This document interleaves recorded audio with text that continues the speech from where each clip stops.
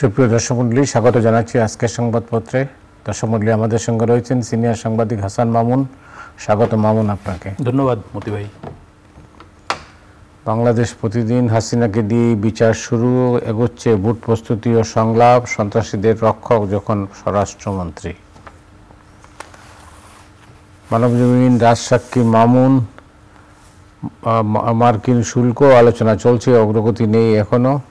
এসএসসিতে কমল পাশের হার। কালের কণ্ঠ, ভোটের ট্রেনে ওঠার তোড়জোড়, সারা দেশে নির্বাচনী আমেজ, হাসিনার বিচার শুরু, দোষ স্বীকার মামুনের, হতে চান রাজসাক্ষী। কালবেলা, পুরনো রোগে নতুন ভয়, নারী কর্মকর্তাদের সার ডাকার প্রটোকল বাতিল, হাসিনার বিরুদ্ধে রাজসাক্ষী সাবেক আইজিপি মামুন। খবরের কাগজ, বিভ্রান্তি দূর করতে নির্বাচনের প্রস্তুতির ঘোষণা, রাজসাক্ষী সাবেক আইজিপি মামুন। রাজসাক্ষী মামুন খালাস পেতে পারেন। আমার দেশ, রাজসাক্ষী হলেন সাবেক আইজিপি মামুন, এবার পাশের বন্যায় লাগাম। সময়ের আলো, 15 বছরের সর্বনিম্ন পাস, আর টানা 2 দিনের বৈঠকে অনেক বিষয়ে ঐকমত্য, অপরাধ মেনে রাজসাক্ষী হলেন সাবেক আইজিপি। আলোকিত বাংলাদেশ, হাসিনার বিচার শুরু, ব্যারিকেড ভেঙে শিক্ষার্থীদের ব্লকেড, ঢাকায় জাতিসংঘের মানবাধিকার অফিস স্থাপনের খসড়া অনুমোদন। রেজাল্টই কাগজগুলোর শিরোনামে এবং তাই হওয়ার কথা। জি, তো এই রেজাল্ট থেকে আমরা কি পেলাম? এই রেজাল্টটা তো একটা নতুন চিত্র তুলে ধরলো, নতুন বাস্তবতা সামনে আনলো। এবং অনেকে বলছেন, আমি অনেকের মন্তব্য দেখেছি অনলাইনে এবং পত্রিকায় এসছে, যে এটাই নাকি প্রকৃত বাস্তবতা, যেটা গত 1 দশক 1 যুগ মানে আড়াল করা হচ্ছিল, মানে ফুলিয়ে ফাঁপিয়ে দেখানো হচ্ছিল। এই কথাটা কিন্তু আগেও আমরা শুনতাম, যে পাশের হার বাড়িয়ে দেখানোর একটা চেষ্টা আছে, জিপিএ 5 বেশি দেখানোর একটা চেষ্টা আছে, মানে উন্নয়ন দেখানো, অন্যান্য ক্ষেত্রের মতো শিক্ষাক্ষেত্রে উন্নয়ন দেখানো। তো এটা হচ্ছিল, এটা আমরা তখনও আলাপ হতো ভালো শিক্ষকের অভাব, মানে প্রশিক্ষণপ্রাপ্ত ভালো শিক্ষকের অভাব। হয়তো মেধাবী, কিন্তু উনি প্রশিক্ষণপ্রাপ্ত না, পড়াতে পারেন না। আরেকটা হচ্ছে যে সামগ্রিক পরিবেশ শিক্ষার অনুকূল কিনা সেটাও দেখতে হবে। পরিবারগুলো থেকে উৎসাহ উদ্দীপনা কতটা, অভিভাবকদের ভূমিকা কতটা, সেটাও দেখার আছে। শিক্ষা তো এখন অনেকটা বিনিয়োগের ব্যাপার হয়ে গেছে। যারা যত বিনিয়োগ করতে পারে তাদের ছেলে মেয়ে ভালো করে, এটা দেখা যাচ্ছে। তো এটা হওয়া উচিত না। শিক্ষা ক্ষেত্রে তো একটা বৈষম্য বিরোধী একটা পদক্ষেপ থাকা দরকার সরকারের তরফ থেকে, রাষ্ট্রের তরফ থেকে। এবং আমরা স্মরণ করতে পারি যে এই শিক্ষার্থীদের ভেতর থেকেই কিন্তু এই যে গণ অভ্যুত্থানটা হলো, তাদের নেতৃত্বে হলো।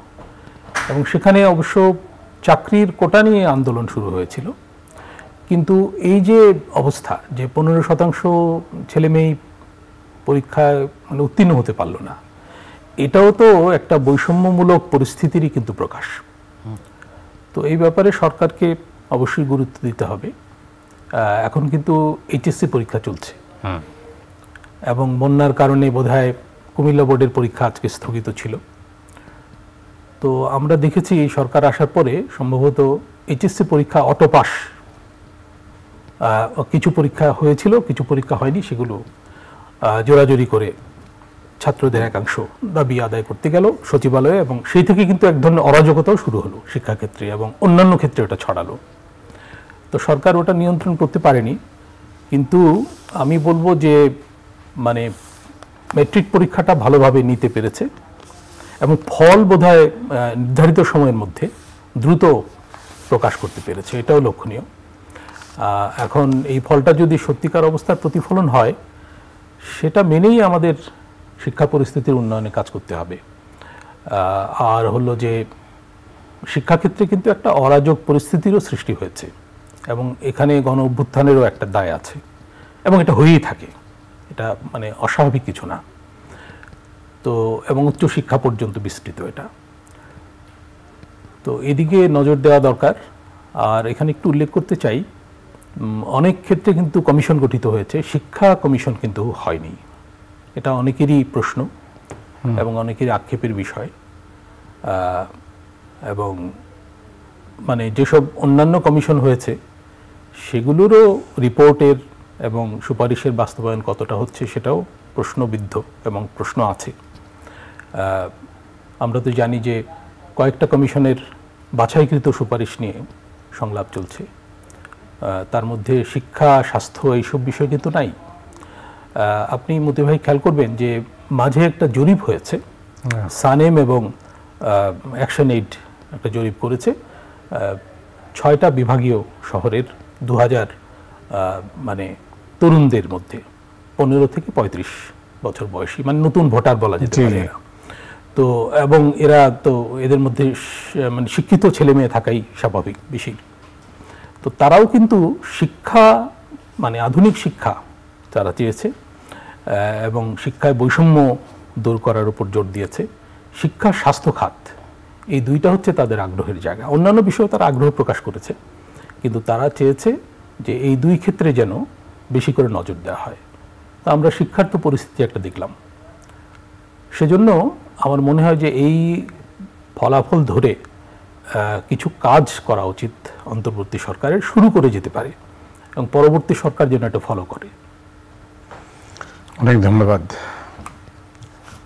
আপনি জানেন যে রাজসাক্ষী হয়ে গেছেন আইজিপি মামুন, সাবেক আইজিপি মামুন। এটা অনেক বাংলাদেশে খুব কমই এই ধরনের ঘটনা ঘটেছে এবং এই রকম কেসে। তো এই অবস্থায় এই যে মামলাটা চলছে সাবেক প্রধানমন্ত্রী শেখ হাসিনার বিরুদ্ধে এবং সাবেক স্বরাষ্ট্রমন্ত্রী আছে, হ্যাঁ, তো সেই মামলায় মানে এতে কি কোনো প্রভাব পড়বে? হ্যাঁ, এটা তো একটু ইন্টারেস্টিং এই খবরটা আজকে স্বভাবতই সংবাদপত্রগুলোতে মানে প্রথম পাতায় প্রথম খবর হয়েছে অনেক ক্ষেত্রে, খুব স্বাভাবিক। এটা নিয়ে আলোচনা হচ্ছে, আমি অনলাইনেও আলোচনা দেখলাম, ফেসবুকে আলোচনা দেখলাম। এখন তো ফেসবুকে আগে আলোচনা শুরু হয়ে যায়। তো যাই হোক, রাজসাক্ষী হলে একটা সুবিধা হয় সরকারের পক্ষে, সেটা হচ্ছে যে অভিযোগ প্রমাণ করতে সুবিধা হয়। মানবজমিন এটা ফোকাস করেছে, দেখলাম যে মানে অভিযোগ প্রমাণ সহজতর হবে। তো সেটা খুবই স্বাভাবিক, কারণ যাদের বিরুদ্ধে অভিযোগ তাদের কেউ যদি বলে যে আমি এর সঙ্গে জড়িত ছিলাম এবং আমি অনেক কিছু জানি, সেগুলো আমি বলবো, তার মানে প্রসিকিউশনকে আমি সাহায্য করব। তো তখন কিন্তু তার অবস্থানটা ভিন্ন হয়ে যায়, তখন উনি আসামি থেকে সাক্ষীতে রূপান্তরিত হন। এবং আজকে চিফ প্রসিকিউটরকে এই প্রশ্নটা করা হয়েছে যে উনি এখন কি সাক্ষী হিসেবে বিবেচিত হবেন কিনা। তো যাই হোক, আদালত সেটা নির্ধারণ করবেন এবং আদালত যেহেতু উনি রাজসাক্ষী হতে সম্মত হয়েছেন বা উনি উদ্যোগী হয়েছেন, তো আদালত তার নিরাপত্তার নির্দেশও দিয়েছে, কারণ তার নিরাপত্তার সংকট হতে পারে। তো যে মামলায় উনি দাঁড়িয়েছিলেন আজকে আদালতে, উনি একমাত্র যে ধৃত, অন্য দুজন কিন্তু পলাতক, শেখ হাসিনা এবং সাবেক স্বরাষ্ট্রমন্ত্রী। তো তাদের তো পাওয়া যাচ্ছে না, তাদের অ্যাবসেন্সেই বিচারটা হবে। আমাদের এখানে তো অনুপস্থিতিতে বিচারের ধারা আছে, যেটা কিন্তু আন্তর্জাতিক অপরাধ আদালতে নেই।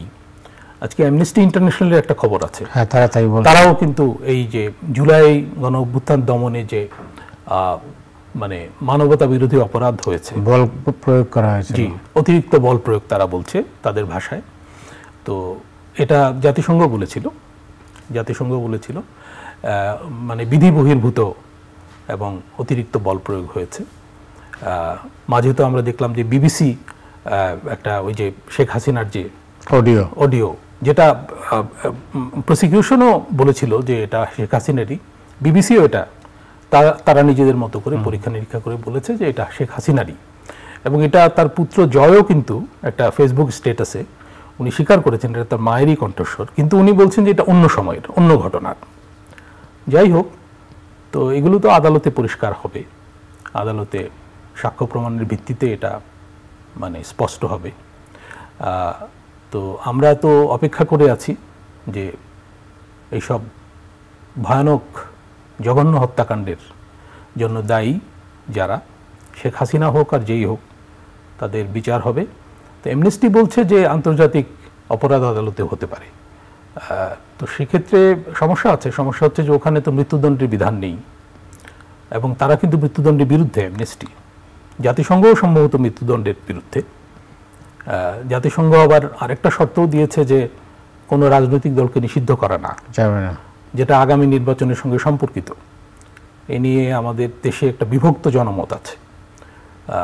কিছু অংশ মনে করে যে পরিশুদ্ধ হয়ে আওয়ামী লীগ আসতে পারে, আবার কিছু অংশ মনে করে যে বিচার সম্পন্ন হওয়ার আগে কোনো অবস্থায় না, এবং আওয়ামী লীগ ফিরে আসতেই পারে না, রাজনীতি করারও অধিকার নাই। তো এই বিভক্ত জনমতের মধ্য দিয়ে সম্ভবত মানে বিচার এবং নির্বাচনটা হয়ে যাবে, এটা আমার মনে হচ্ছে, এবং আওয়ামী লীগ ফিরে আসাটা খুবই প্রশ্নবিদ্ধ হয়ে পড়েছে।